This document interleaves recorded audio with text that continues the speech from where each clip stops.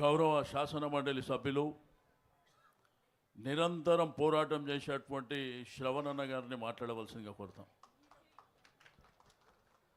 Thank you అన్న.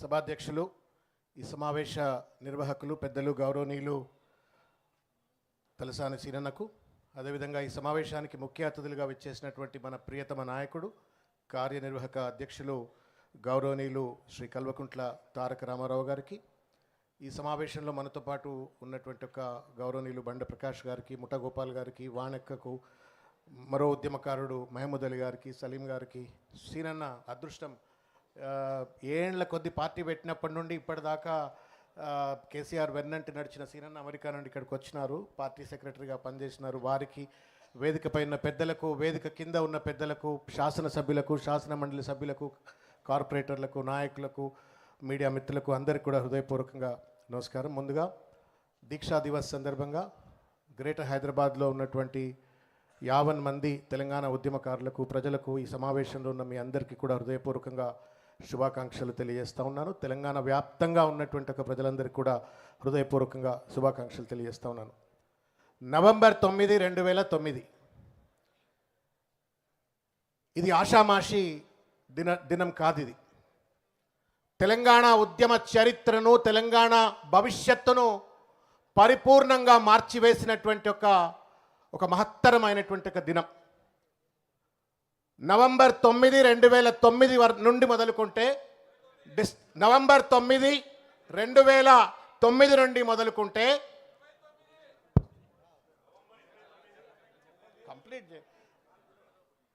November 29 నుండి మొదలుకుంటే December 9 వరకు జరిగినటువంటి ఒక 11 రోజుల పాటు నిరాహార దీక్ష ఏదైతే ఉందో, మొత్తం తెలంగాణ జాతినంతా కూడా చైతన్యపరిచినటువంటి ఒక దినం.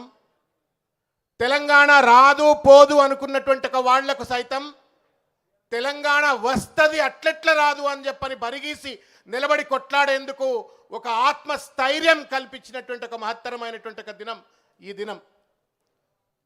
వాస్తవానికి 2009 ఎన్నికల తర్వాత తెలంగాణ రాదు, టీఆర్ఎస్ పార్టీ ఉండదు, మొత్తం నాయకులంతా పార్టీని వదిలిపెట్టి వెళ్ళిపోతారు, ఉద్యమం లేదు, ఖేల్ ఖతం అని చెప్పని పెద్ద ఎత్తున ఆ రోజు ఉన్నటువంటి ఒక సీమాంధ్ర నాయకులు, పార్టీలన్నీ కూడా కుట్ర పన్ని ఉద్యమ అస్తిత్వం పైన దాడి చేసేటువంటి ఒక దుర్మార్గమైన ప్రయత్నం చేస్తున్నటువంటి ఒక తరుణంలో మొక్కవోని ధైర్యంతో మడమ తిప్పని పోరాటం చేస్తూ ఒక బక్క చిక్కిన చింతమడక నుండి పుట్టుకొచ్చినటువంటి ఒక నాయకుడు కేసీఆర్ గారు తన పైన నమ్మకంతో, తన ఆత్మవిశ్వాసంతో, నమ్మకంతో, తన మాటను తెలంగాణ సమాజం వింటది అనేటువంటి ఒక నమ్మకంతో ఆ రోజు నా ప్రాణం పోయినా పర్వాలేదని చెప్పని ఆ రోజు ఆయన దీక్ష మొదలుపెట్టినరు.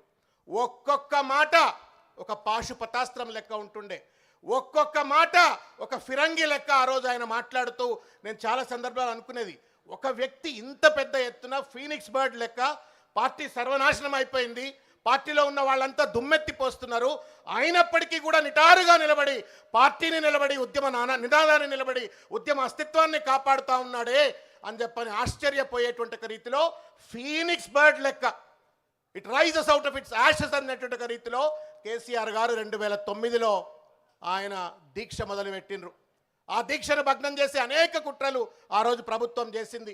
అరెస్ట్ చేసి ఖమ్మం ఎక్కడనో మూలకు తీసుకుపోయి పడేసింది. ఎందుకంటే అక్కడ తెలంగాణ ఉద్యమం ఉండదు, ఎవరు పెద్ద పట్టించుకోరు, ఆ కొసకని చెప్పని పడేస్తే, అటువంటి ఖమ్మంలో కూడా కేసీఆర్ గారి యొక్క ఉద్యమ జ్వాలలకు ప్రేరేపితులైపోయి పెద్ద ఎత్తున పోరాటం చేస్తూ ఉంటే తప్పనిసరి పరిస్థితుల్లో తీసుకొచ్చి ఆయనను నిమ్స్ ఆసుపత్రిలో పెట్టినారు.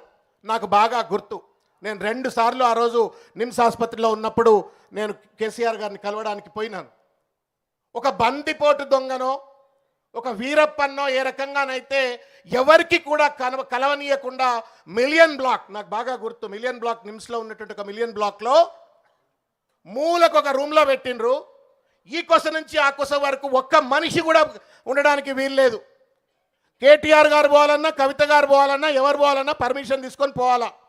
పోలీసుల ప్రహారాల్లో ఆయనను అణచివేతకు గురి చేస్తూ, బెదిరిస్తూ, రకరకాలను ఒత్తిళ్లు పెట్టి నిరాహార దీక్ష మానుకుంటావా లేదా అని చెప్పని ఒత్తిడి పెడితే నేను చావనైనా చేస్తా కానీ నా లక్ష్యాన్ని మాత్రం నేను కోల్పోను, వదిలిపెట్టను, నేను ఈ యొక్క దీక్షను వదిలిపెట్టను అని చెప్పని 11 రోజుల పాటు ఆయన దీక్ష కొనసాగించిండు. తెలంగాణ రాష్ట్రం ఇవాళ ఇట్లొచ్చింది అంటే ఆయన కృషియే. ఆయనతో పాటు మనం అందరం సైనికుల లెక్క రాముడి వెంట వానరులు ఎట్లయితే రావణ యుద్ధంలో ఎట్లయితే పనిచేసిండ్రో మనమంతా వానరుల లెక్క ఆయన వెంబడి పనిచేయచ్చు. కానీ రాముడు లెక్క ముందు నిలబడ్డేటువంటి ఒక మహానుభావుడు కేసీఆర్ గారు. ఆయన గనక ఒకవేళ సంకల్ప సిద్ధితో తెలంగాణ వస్తుంది తెస్తను అనేటువంటి ఒక నమ్మకంతో గనక ఆ రోజు పదవికి పార్టీకి వదిలిపెట్టి డబ్బులు లేవు, ఎంబడి తిరిగేటోళ్ళు లేవు, కార్లు లేవు, అట్టహాసాలు లేవు, ఇంత పెద్ద వ్యవస్థ లేదు, అయినప్పటికీ కూడా మొక్కవోని ధైర్యంతో ఆయన కొట్లాడినందుకే తెలంగాణ వచ్చింది. ఇవాళ ఎవరో పెద్ద మనిషి అంటున్నాడు కేసీఆర్తో వచ్చిందా తెలంగాణ అని చెప్పని. నేను ఒక విషయం చెప్పదలుచుకున్నా. భారత స్వాతంత్ర ఉద్యమంలో మంగల్ పాండే నుండి మొదలుకుంటే మహాత్మా గాంధీ వరకు భారత స్వాతంత్ర ఉద్యమం కలిగింది. అక్కడ మహాత్మా గాంధీ దాదాపు ఒక 30 ఏళ్ళు భారత స్వాతంత్ర ఉద్యమంలో పనిచేసినారు. కానీ మంగల్ పాండేనో ఇంకెవరినో కూడా పెద్ద ఎత్తున ఎంతైతే కీర్తి ప్రతిష్టలు మహాత్మా గాంధీకి ఇస్తామో అంత మంగల్ పాండేకి ఇయ్యము. అదేవిధంగా భారత స్వాతంత్రంలో ఏ రకంగానైతే మహాత్మా గాంధీ స్వాతంత్ర సమరంలో కీలకమైన పాత్ర పోషించి జాతిపితగా నిలబడ్డాడో, భారత జాతిపితగా, తెలంగాణ ఉద్యమంలో కూడా చెన్నారెడ్డి కావచ్చు ఇంకా చాలామంది కొట్లాడినప్పటికీ కూడా చివరిదాకా నిలబడి తెలంగాణ సాధించుకోవచ్చినటువంటి ఒక తెలంగాణ జాతిపిత కేసీఆర్ గారు. తెలంగాణ జాతిపిత కేసీఆర్ గారు, సంస్కారవంతుడు కేసీఆర్ గారు. I still remember the first assembly meeting of Telangana. ఆయన ఏమంటాడు, సోనియా గాంధీ గారు కూడా తెలంగాణ ఇవ్వడానికి తోడ్పడ్డది అని చెప్పని ఆవిడకు కూడా కృతజ్ఞతలు తెలిపినారు అసెంబ్లీలో. అది సంస్కారం, అది ఉద్యమ గౌరవం. అది ఇవాళ అదే పార్టీలో గద్దె మీద కూర్చున్నటువంటి వాళ్ళు వాళ్ళ కేసీఆర్ గారిని తూలరాడుతూ ఆయన వాళ్ళు తెలంగాణ వచ్చిందా అని చెప్పని ఇవాళ అపహాస్యానికి గురి చేసేటువంటి ఒక ప్రయత్నం ఇవాళ చేస్తూ ఉన్నారు. ఈ చిల్లర మరల గాళ్లకు మనం లొంగవలసిన అవసరం లేదు. మిత్రులారా, నేను ఒక విషయం చెప్పదలుచుకున్నా. ఇది సంబరాలు చేసుకునే దినం మాత్రమే కాదు, దీక్షా దివస్ సంబరాలు చేసుకునే దినం మాత్రమే కాదు, ఒక సంకల్పం తీసుకునేటువంటి ఒక దినం ఇది. ఒక సంకల్పం తీసుకునే దినం. కేసీఆర్ గారు కొట్లాడి తెలంగాణ తెచ్చిన తెలంగాణను ఒక